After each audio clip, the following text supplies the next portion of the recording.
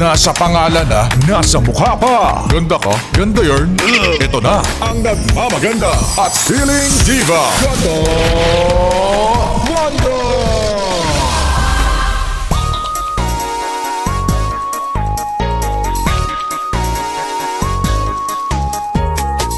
Aba, kakasahod lang. Walang-wala ka na agad.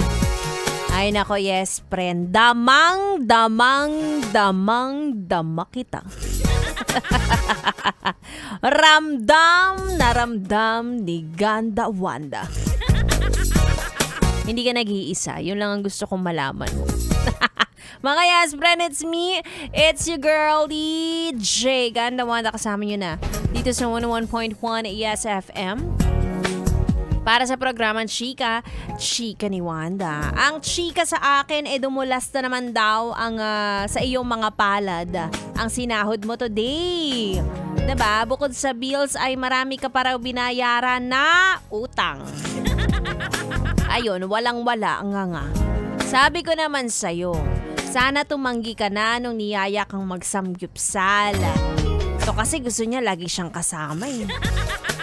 Huwag kang mag-alala kapag hindi ka kasama, hindi naman ikaw ang topic nila. Di mo sure?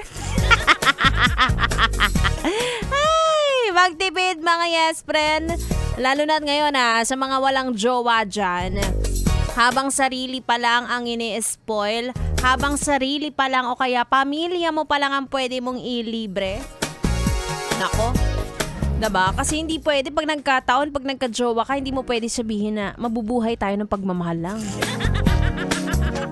Bawal yun. Baka kutungan ko kayo. Hindi lang yun ay papakain mo sa jowa mo. Hindi lang matatamis na salita ang pwede mong ibigay sa kanya, diba? Magtipid, mag-ipon, diba? Dahil hindi natin alam kung ano ang pwede nating pagkagastusan sa mga susunod na araw, linggo, buwan.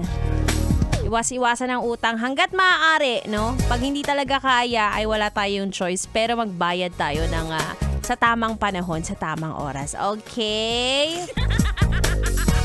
Huwag niyo akong utangan, hindi ako mayaman. Si Laika Barista yung mayaman. Yan ang hack. Anyway, kasama niyo ako hanggang alas 9 ng gabi. Ituloy muna natin ang ating tugtugan. Dito lang sa 101.1. Yes, FM Solid.